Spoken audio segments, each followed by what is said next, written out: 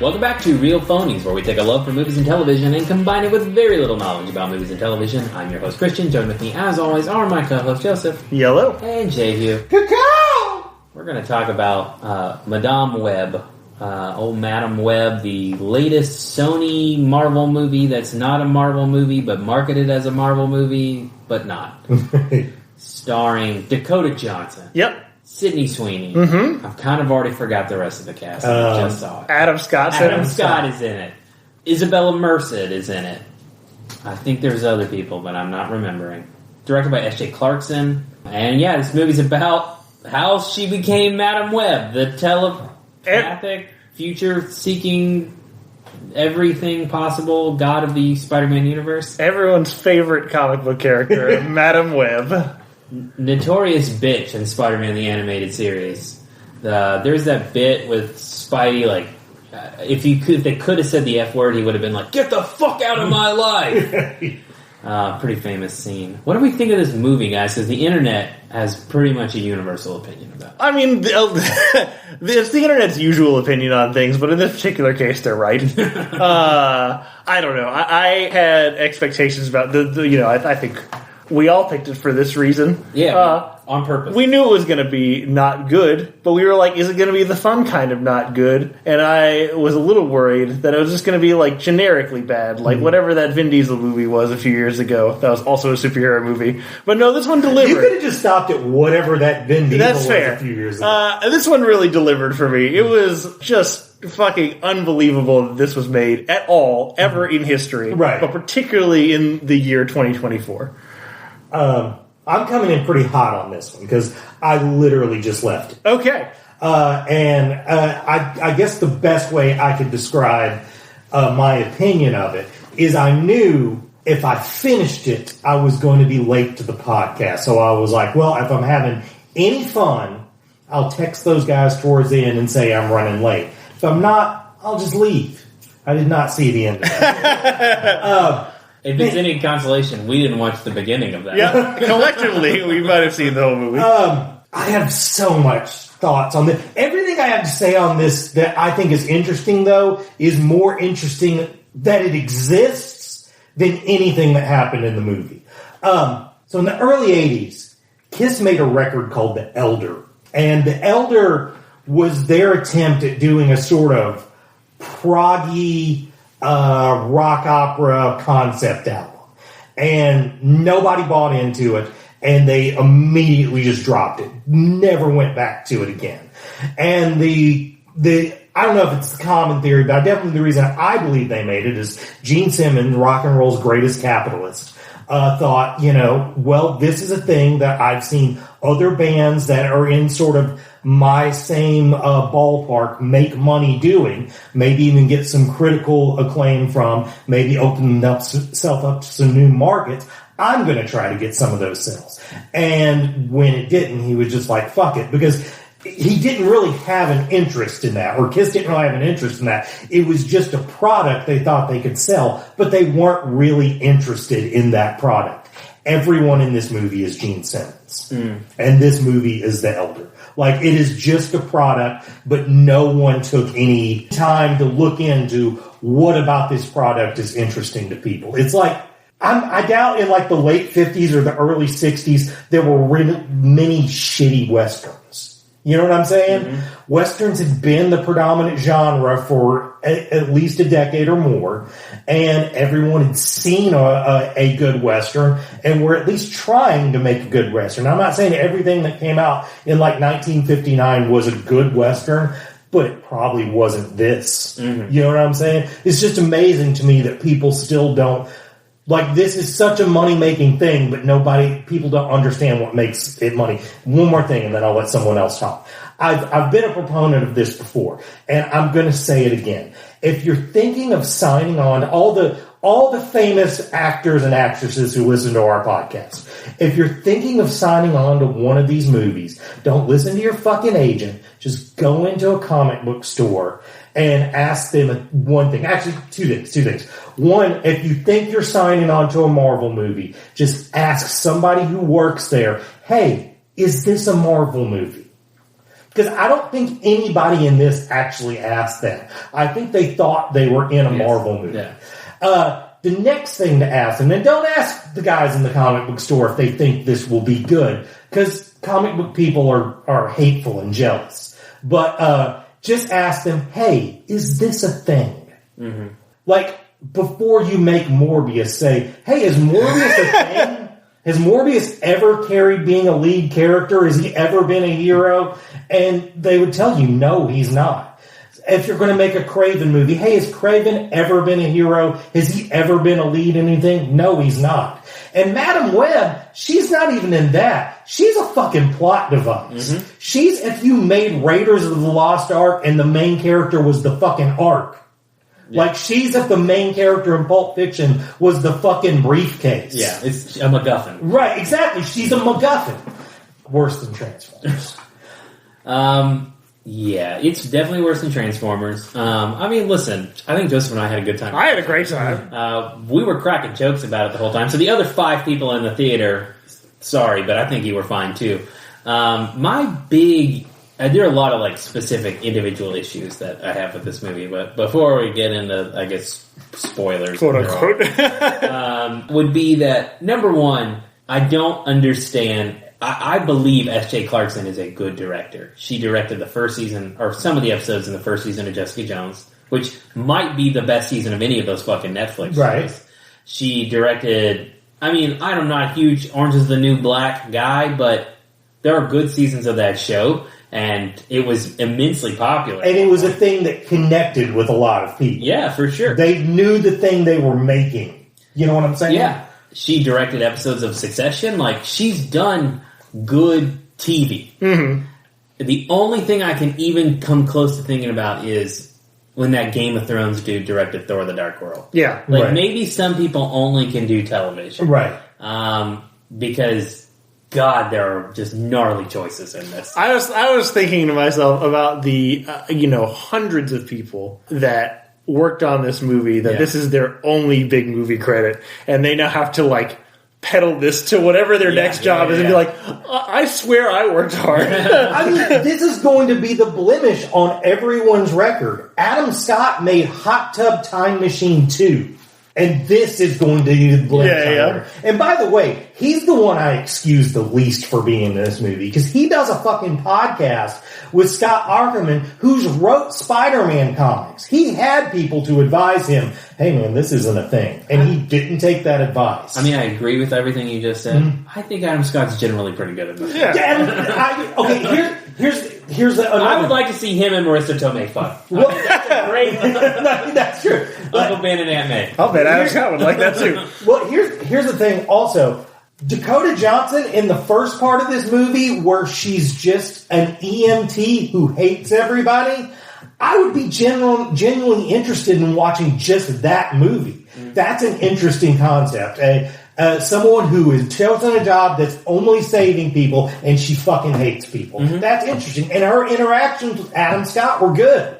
But let's not oversell it. But they were better than most of the other things in the movie. I definitely think. I don't want to. God. The movie gets worse when the 3 girls show up, which I found like an asshole saying, because I think Isabella Mercer, who plays Anya, I think is her name, I think she's pretty good too. But the Dakota Johnson Cassie interaction with those 3 characters is bad. Well, particularly since it's I'm an older lady and you're young, and they all look exactly the same age. Yeah.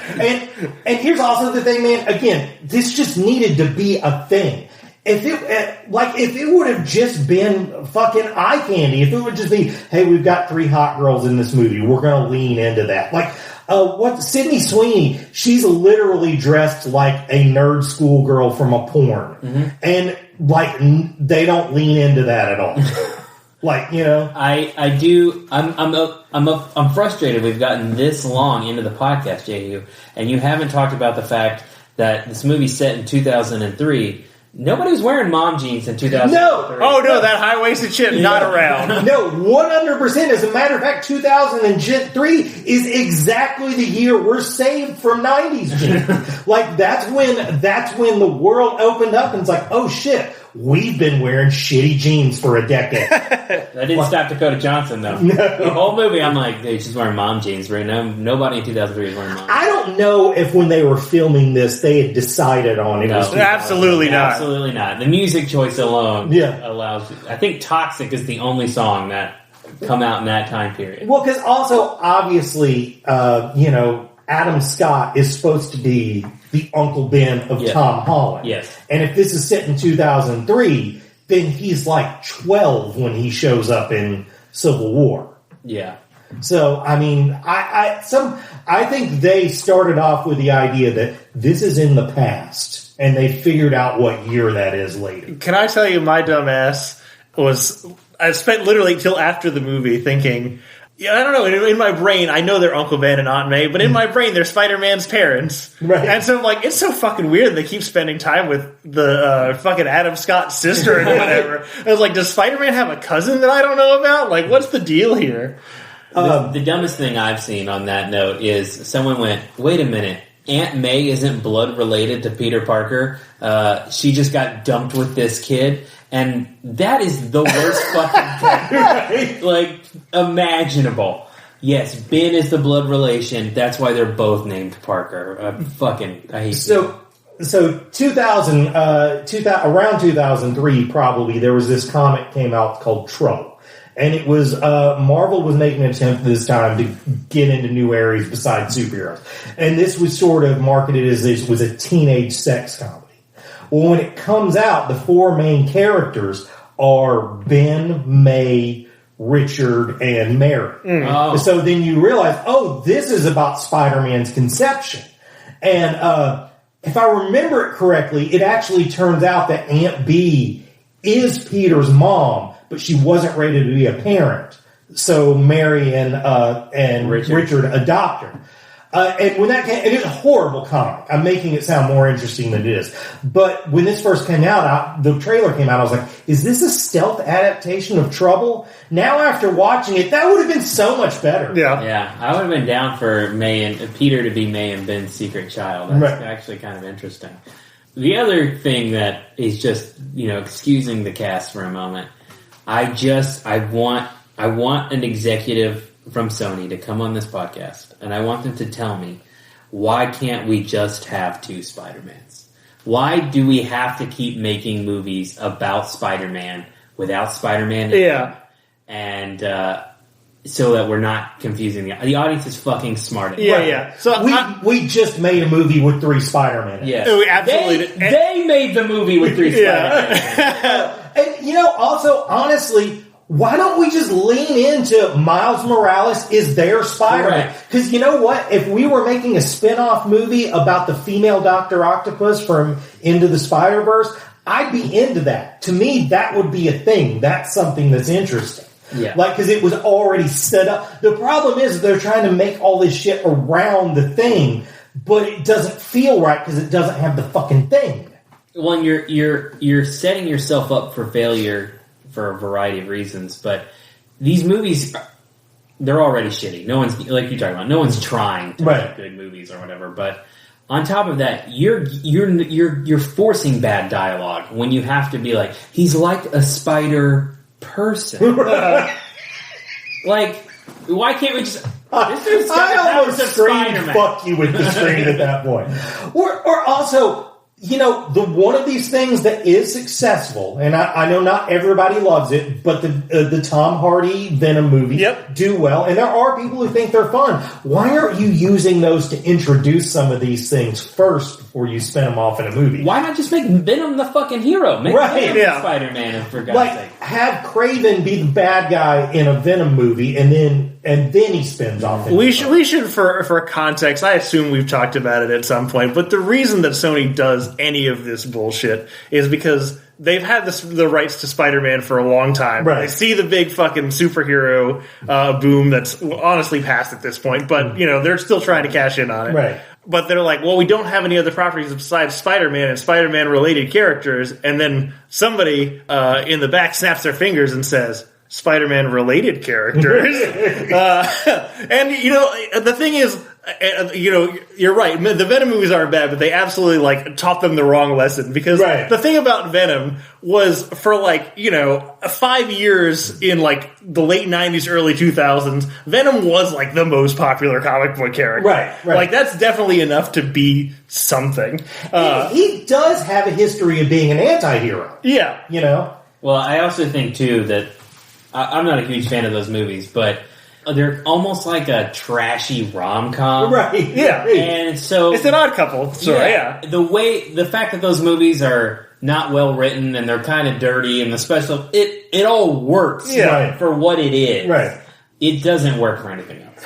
And also, again, everybody in those movies knew the movie that they were making. Yeah. No one in this movie knew the movie. Tom Hardy wants to make that. Right. Like, he doesn't want to be Batman. He wants to be that guy because he can have more fun with it. Yeah. My favorite quote about this movie that has come out of the press tour is Dakota Johnson saying, "Oh, the three of them became best friends," and I was kind of there. And that chemistry is true on screen. It is. Well, two things on that. First of all, an Onion article I saw was the headline was Dakota Johnson hopes to not be asked about Madam Web on Madam Web press. And the second thing is, man, this experience has aged her. Because in the movie, she looks the same as those kids. But on these press stops, she looks like me. Yeah, I don't think she actually has a career of high caliber. Yeah. I think she probably views it a little more so that way. Right. But if anyone knows what happened, it's Dakota. Right. She knows that we fucked up. A couple years from now, when she is free of any obligation to promote this movie, we'll probably get some good stories from her. Yeah. On the note of the people all looking the same age, I know that Sydney Sweeney, in the last 4 years, has made her name playing a high schooler. Right. And it may be what you said, in that they're dressing her up like she's the nerdy girl in a porn movie. Right. But I feel like she's increasingly giving off Stockard Channing vibes rather than actual high schooler vibes. Right. Yeah. That's a good pull. Yeah. I haven't thought of Stalker Channing in a long time. Listen, I said this when we were in the movie, but Sydney Sweeney. I don't watch the sexy high school show. I don't even remember what it's called on HBO. Euphoria. I've seen enough clips of it on TikTok and YouTube to be like, oh, this is a pretty well acted show. Right. And she's pretty good in it. Anyone But You looks like a pretty fun fucking movie. It is. Right. She's fucking terrible in this. She's the worst. I mean, Dakota Johnson is the worst. Yeah. But she has the worst dialogue, too. She has to deliver some dog shit of lines. Sydney Sweeney's just not good at it. You know who needed to be in this movie? Fucking Mark Wahlberg. You know why? The most entertaining part about the two Transformers movies he made is that he was always just yelling what was happening on screen. And that's all anybody is doing in this movie, but they are not into it. Yeah. Whereas at least Marky Mark was into it. I hate to say it, because again, this back to Christian's point, it feels like I'm being sexist in saying it, but Marky Mark freaking out and yelling and having to take care of three teenage girls does sound like a more entertaining movie. Yeah, it does. I'm sad you didn't stay until the end, because as bad as the whole movie Oh my god! when she becomes blind, it just takes a fucking nose. Look, I don't know. I've never been to Hollywood. I imagine when you go into a costuming department, there's just walls and walls and walls and walls lined with scarves and shirts and bracelets and watches and whatever. And I have to imagine there were 10,000 glasses to pick from. They picked the absolute funniest one they could have gone with. So since we're talking about the end, I'm assuming we don't give a shit about spoilers. No, fuck the spoilers. Okay, so I'm going to tell you The guys. whole episode spoiler free. I'm going to tell you guys when I left. I made it almost to the end. Okay. I'm assuming I did, but I left when the villain was killed by product placement. Yes. Yeah. I'm like, I know where this is going, and I was like, I don't know if this actually happened, and I was like, but if that kid gets named Peter because a pea fell on this dude, I'm gonna fucking riot. So I'm just getting out. That doesn't happen. Honestly, I don't think they were smart enough to do that. But my favorite line of dialogue, which is hands down, in my opinion, the worst. And again, there are some real turds in there. But, God. She wakes up in the hospital, and one of the girls goes, I've been super excited to be an uncle. You know, all the fun, none of the responsibility. And Madam Web goes, not that he knows of yet. Right. Okay, that sounds like that's a good setup for this. Because I usually, if I'm enjoying a movie, you can have a plot hole that a truck can drive through, and I'm not going to notice it. If I'm not liking the movie, but engaged with it, I'm picking that shit apart. This was sort of neither, so I didn't notice a lot, but there were two things that just slapped me in the face. First of all, she totally kills that ambulance driver, right? She could have saved him. No, she kills him. He got hit because he stopped to talk to her when she was saying, you're going to get killed. She just let him go. Right. Up until that point, she's this, I'm a lady who doesn't care about anything, but now I've got superpowers, so I've got to try to do something. And the first fucking thing she did was kill a guy. Second plot hole. How, when they're wanted, did they get to fucking Peru? Yeah, no, that's... Also, in 2003... Yeah. You know, when it 1999, maybe. In 2003, when it took like 2 fucking hours to get through TSA. Yeah. And also, nobody needed to go to Peru. There was some plot device that could have kept them from having to go to Peru. Yeah. I did like the guy that sometimes dressed like he was at, like, a fruity European party and sometimes dressed like he was in Hellraiser. Yeah. I think that's a pretty good fun combo. Well, that guy was... Again, this goes back to the not having Spider-Man in it, because he says the bullshit that's something along the lines of, was like, when you realize you have responsibility, you also have great power. Some bullshit. Yeah. It's just the famous line, but off. God. But also doesn't work in that order. It didn't work because it was backwards. It was responsibility before it was power. But what's really stupid about that is, again, Peter Parker is in this movie. Ben Parker is in this movie. Right. She is this celestial, timeless being that connects all of these characters together. It would make sense for someone to say, with great power comes... Like, you don't have to change that line. That's a line that would actually work. Right. Without being cliche because of the character and the connections that are. Don't lie to me. You would have hated it if they said it, too. I would have hated everything. Yeah. This movie was really bad. It's really bad. Why haven't we talked about the voiceover yet? Well, so here's the thing. I wanted to be shittier about the voiceover, but I realized post the movie, I was like, by the time they got that far in the editing process, they knew what this movie was. You know? Yeah, for sure. They're like, does it match up? Who gives a fuck? You know what I'm saying? Did you notice this? That the voiceover is just god awful? Yeah. I first thought they cast a guy and like there was some issue about like not being able to hear him, not being able to understand him, and they got somebody else. And that felt worse to me. But then I was like, no, it's the same guy. Like, why did we need the voiceover? I guess they just wanted him to say different shit. That could be different lines. I mean, the thing is also, that character in Ezekiel and Madam Web occupy a pretty similar part of, like, Spider-Man lore. So it makes sense to smash them together.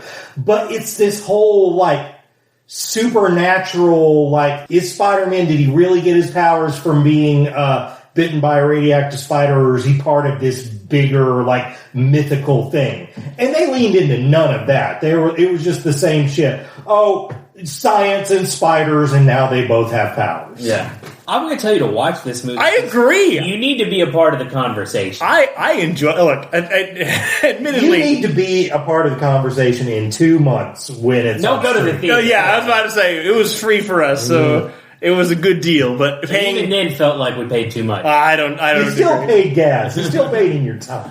I had a great time. I have no regrets. Yeah. Don't go to the theater for it. Dune comes out in a week. Just fucking wait. Just wait for Dune. Yeah. I feel like I had something else to say, but I don't remember it. I mean, yeah, it's fine. This movie... Oh, the best thing I remember now is Joseph said the movie's set in 2003, and they made a movie for 2003. And even then, it'd be a bad version. Right. Yeah. But that is correct, and that movie does not work in 2024. Right. Actually, I have one more thing to say. I don't know if it's from right now, but there's a clip I encountered recently of a guy with a forklift who's in a big warehouse full of, like, I think it's like cases of Coke or something, and he hits one the wrong way, and it starts a domino effect that turns over the entire thing. That guy probably got fired, right? Yeah. Yeah, whoever greenlit this still has a job, and he wasted way more money than that. Oh, absolutely. Yeah, all these people will work again. Yeah. Was this produced by Avi Arad or whatever? Like, I mean, I think anything that has Spider-Man's name on it has to have Avi Arad's name on it, whether he did one day's work on it or not. yeah, that guy, I said it in our text thread, he's riding off Sam Raimi's coattails. I mean, Sam Raimi made 2, maybe 3, depending on who you are, good Spider-Man movies, and that guy has just been coasting ever since. And of course, he's on Into the Spider-Verse as well. But again, you're riding Phil Lord. Everything that it feels like he takes more hands-on approach, like the Amazing Spider-Man. It's not good. Well, and also, I mean, like, he got in with Marvel when they would literally just suck any cock to get there. You know, like they sold the Spider-Man rights for like $6. Yeah. I don't think I can watch another Dakota Johnson movie. I think I'm out on her completely. I was about to say, what other Dakota Johnson movies have you been watching? Well, Social Network. Exactly. I told Joseph, I was like, every time she speaks, all I hear is, I slept with Sean Parker, because that's the only part of that So like 15 years between Dakota Johnson movies is what I'm hearing. Yeah. Sean Parker invented Napster. I mean, nice to meet you. You can't say this really ruined her reputation, because her reputation is the 350 Shades of Grey. Yeah. This is all she's been in. Right. Fuck, dude. Madam Web. Where's it? Better than Transformers, you know it? Get out of here. It's shorter than Transformers. It's 2 hours. It blew by for me. I had a good time. Yeah, I mean... We only watched 90 minutes of it. That's true. This kills them, right? Like, I mean, of course, whatchamacallit, Kraven will still come out. But Venom will still come out. I mean, they'll keep making Venoms because it's almost its own thing now. But they have to be done trying these after this. I don't think they are. Well, I mean, again, they just need to get the guys who are doing Into the Spider-Verse and say, you're our Kevin Feige, make us a Miles Morales live-action universe. How do you... I agree with you. I agree with everything you're saying. But my question is, how can they admit they're wrong again? You know what I mean? Like, they've already done it. They made Spider-Man 3, and they felt like it was a fuck-up, so they went hard the other direction and made The Amazing Spider-Man. They fucked that up. They give Spider-Man over to the MCU. I just don't see that they can do it again. I mean, at this point, I think they should handle it like we're committing ourselves. We realize we can't be in charge of our own destiny. We're still going to own this thing, but someone else is in charge, and we can't even say no. Yeah. I don't know if that's ever been done in a corporate situation, but I think that's what they need to do. Well, I can tell you, I can't be more excited for Kraven now. I had a great time. But, okay, like, they shelved Batgirl. And I feel like Batgirl probably would have been better than this. Yeah. They might do themselves a favor if they shelved Kraven. yeah, I feel like Sony as a company is one of the few entertainment companies that can afford to put out flops. Right. You know, they have the PlayStation and fucking TVs and everything like that. Right. They're a big conglomerate. Right. Warner Brothers Discovery survives on content. Right. And if they, like, I'm not defending the Batgirl decision, but if you're like, well, fuck, we're not going to make any money, we'll get a tax break and do that, I don't even think it's crossed Sony's mind. Right. I think they just think, well, eventually we're going to hit on this, Right. and it'll pay for the 4 that failed. Right. El Muerto. I think El Muerto's been canceled. I'm not positive. It was supposed to come out like a month ago. Yeah. Anyway, that's it for Madam Web. What have we been watching the last week or so, guys? No, we actually made it in a week. Did we do We did a week. We did a week. Look at us go. I'm going to talk about 2 things that I have not finished that I'm currently watching. Number one, I'm going to make a pitch for you guys to fucking watch Bad Batch yet again. I know you started. I fully intend to. I don't know why I keep stopping on my rewatch. Laziness, depression, who knows? I genuinely believe this, that there's not a show out there right now that does sad people sitting in a room talking about their miserable life better than Bad Batch. Everybody in Bad Batch's life is fucked. Right. It is the only time that we've ever been like, no, the Empire is evil. Right. And the first 3 episodes of this season is almost nothing happens. Like it is literally just Crosshair and Omega in a situation, and the rest of the Bad Batch in their situation, and all of them just commiserating. And it's slow, and it takes its time, and it gives everyone the opportunity to just be fucking sad. And it's just so good. I said it before when they did like the backdoor pilot in season 7 of Clone Wars. I didn't really love that, but this might be the best Star Wars show. Like, it's fucking great. The animation's great. The music, Kevin Kliner's music is excellent. I mean, I don't know, guys. You gotta fucking watch this show. I need to get on it. It's a hard pitch. It's a bad name, and the premise of it's clones, but they have quirky identities sucks. Well, it's not really that, but I get you on the outside. Yeah. That's what it is, yes. It also, maybe I'm partial to it, because it just further proves that everything I've ever said is fucking right about Star Wars. Dude, Heir to the Empire is the secret to making the fucking sequel trilogy work. And now where this show does a lot of the heavy lifting, setting that stuff up. Yeah, fucking gotta watch it. The second thing is I started the Last Airbender show. It's fine. Right. Nothing is going to be as good as that cartoon. Yeah. Zuko, well cast. That kid is a good Zuko. He plays it different. It's not as angry. He's much more like emotionally beaten. And I think that's a good turn for Zuko. The guy who plays Sokka, great. Katara, bad. Aang, eh. You know, a lot of people complain because it uses the volume, so it's like all CGI sets. Fuck you. I don't care. Like, whatever. They're not going to build practical sets for this Netflix show. And the CGI is fine. Is it great? No, but it's fine.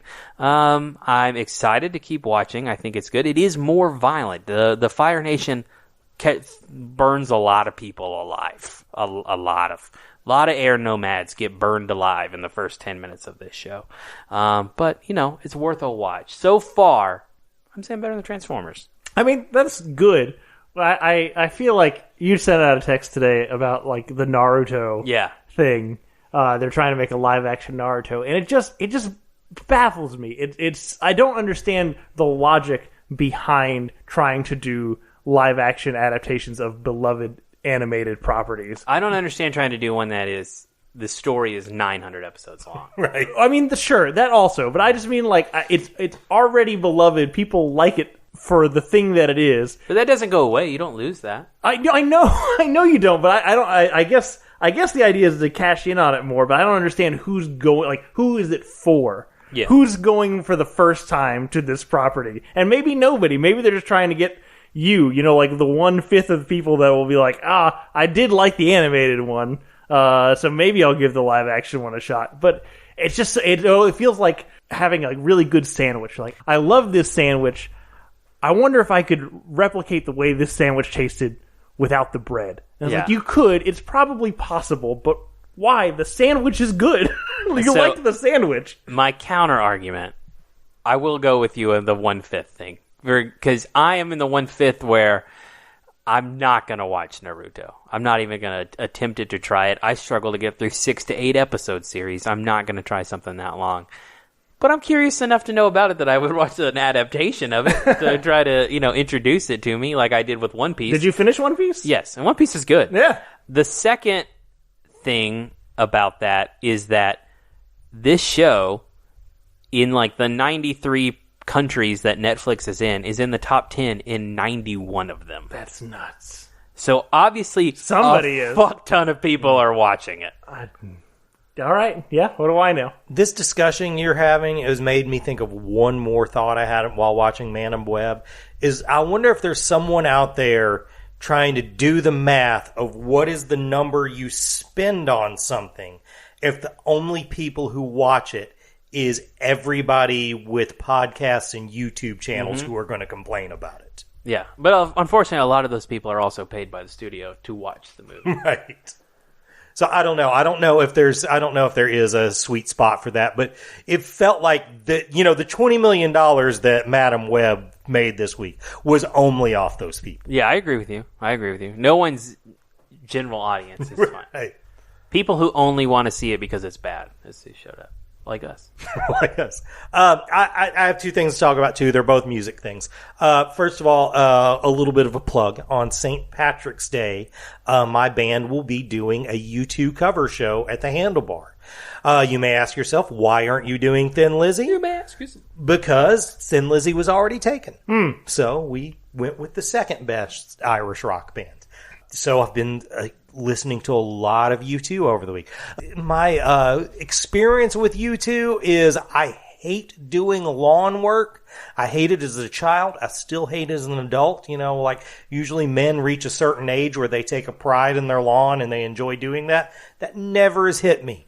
But I can remember when I was a kid, I listened to U2 a lot while I was mowing the lawn. So now I can use nostalgia to get through mowing the lawn by listening to U2. And I've never really understood why people think Bono's such an asshole. He, cares about things and tries to help people. I know he's a little pompous about it, but what the fuck are you doing? I think it's mostly the sunglasses. I love the sunglasses. That might be where I'm on the opposite side of this then, because my favorite era of U2 was when they decided to stop being earnest, and they were like, hey, we're just going to be horny Euro trash. I really enjoy that era of U2. But yeah, I'm going with right now U2 better than Transformers. We'll see after I've been, because learning this shit, at least on my end of it, is very intensive.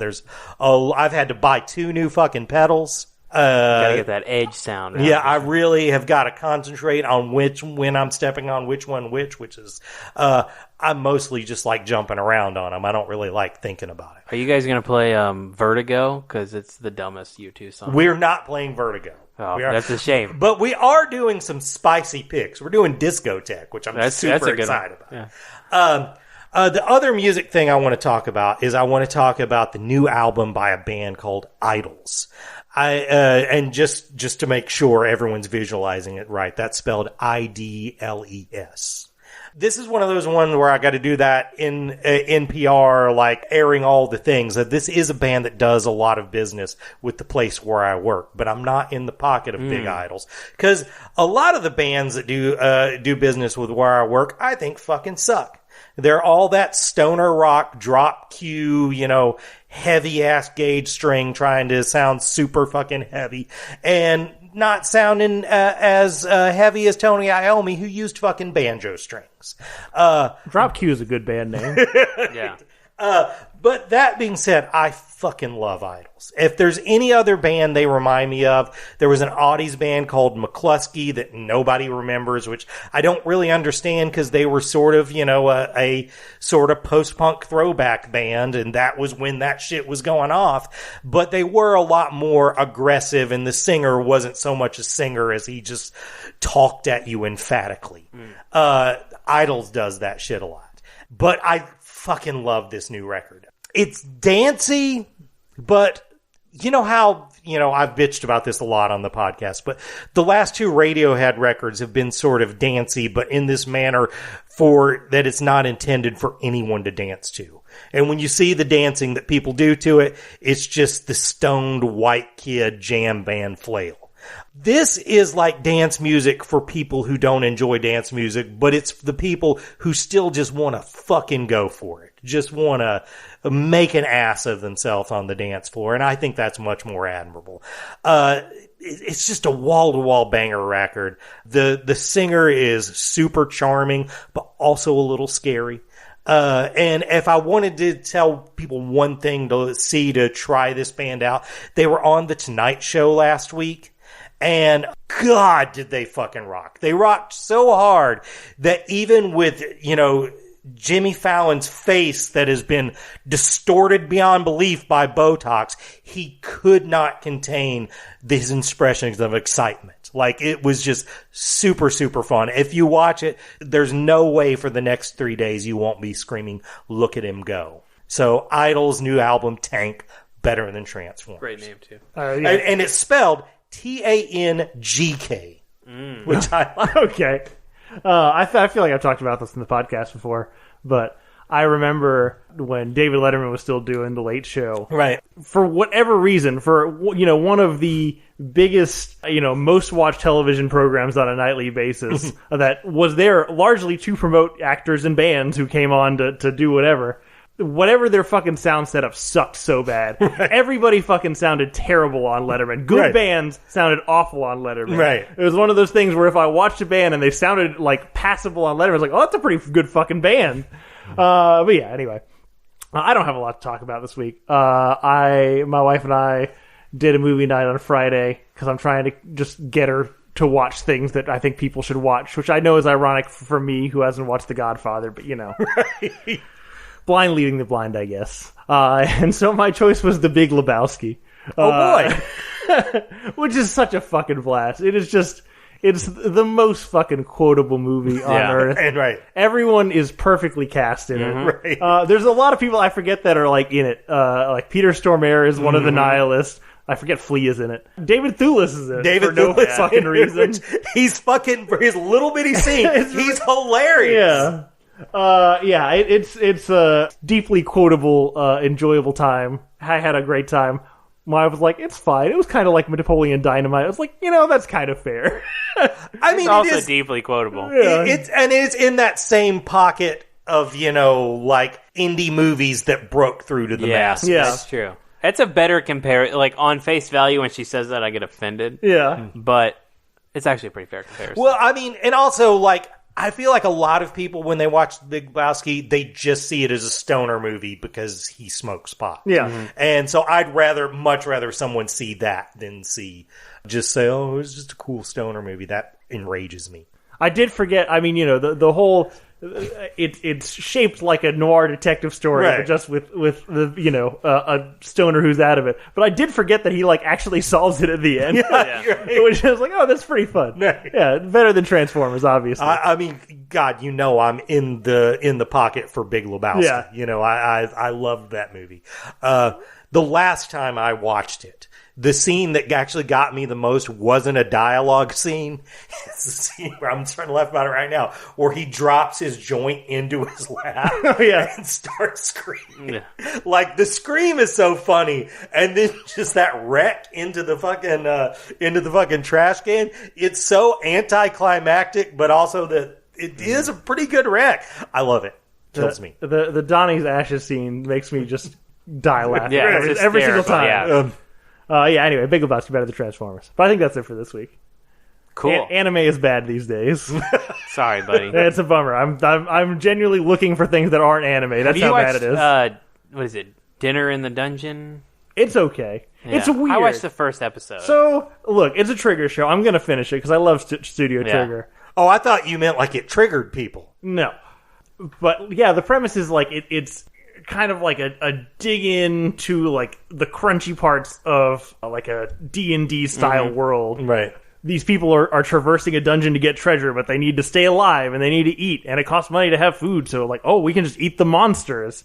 But they spend like a lot of time on the eating the monsters part, which is it's weird because because they spend a lot of time of like, this is how you prepare this monster, and you got to peel the flesh off and drain the blood properly and do it. And it's like, they're not real things. This isn't like as some other there are cooking anime that will teach you how to like cooking skills, but this is not that, because none of these creatures are real and you can't eat any of these things. So why are we spending 10 to 11 minutes of this runtime going through this? Man, this reminds me of something I did want to talk to you about. Have you guys seen the most recent Looney Tunes cartoon that Cartoon Network runs? No. I've started waking up to it some because I usually sleep with Adult Swim on, and usually the first show that comes on after Adult Swim ends is Gumball. But for some reason they've switched to this Looney Tunes show, and it is bizarre. It seems to be about those characters in their early 20s and trying to teach, I guess, children, because it's after Adult Swim, how to deal with problems of early adulthood. Like, it's so... There's just a lot about cooking and going to restaurants. Porky Pig is a caterer. The one I watched this morning was about learning not to say yes to service agreements. Whoa. They used Bugs Bunny and Porky Pig to tell kids about not... And there's no wackiness. Nobody falls through a hole that's painted on a clip. It's just like slice of life shit about the Looney Tunes characters in their 20s. Daffy Duck having to help his girlfriend babysit. And nothing wacky happens from that. He just learns how to babysit. Kind of into I was about to say, I don't think I want to watch the whole thing, but I kind of want to watch a couple I episodes really now. recommend anyone checking it out. It's fucking... The only time wackiness shows up is every once in a while they'll do a Roadrunner segment, and that shit's still the Roadrunner. Yeah. I don't know. It sounds interesting. It does sound interesting. Anyway, that's it. I assume next week is Dune. Are we? Well, it comes out. I don't. Will we be able to see it before Friday? Does it come out next Friday? Well, I'm sure it's like it's really like Wednesday or Thursday. So Yeah. would we try to go like opening night? Yeah. I don't know. We'll see. Let's see how it goes. I think this is something we'll have to decide during the week. Yeah. Okay. Well, maybe Dune, maybe something before Dune. I mean, we just talked about the Coen brothers. I'd watch Drive Away Dolls. Have you watched Bear yet? I still haven't. Fuck you, Jackson. Okay, I'm home alone. I'll start watching the That's Bear true. tonight. You could knock it right out. Yeah. Yeah. All right. Well, we'll do one of those things probably next week. Thank you guys for listening. Please rate, subscribe, tell your friends about the podcast. If you want to get in touch with us and tell us your thoughts, I already forgot what we fucking did. Madam Web, go fucking see Madam Web. Don't actually go to the theater. I've changed my mind immediately. Don't give this movie any fucking money, but No. it's worth watching. You can reach us at realphonies@gmail.com. You can also follow us on Facebook and Twitter at realphonies and Instagram at real_phonies. Thanks to Zach Evans for art and Brian Velasquez for our theme. We'll see you guys later. Later.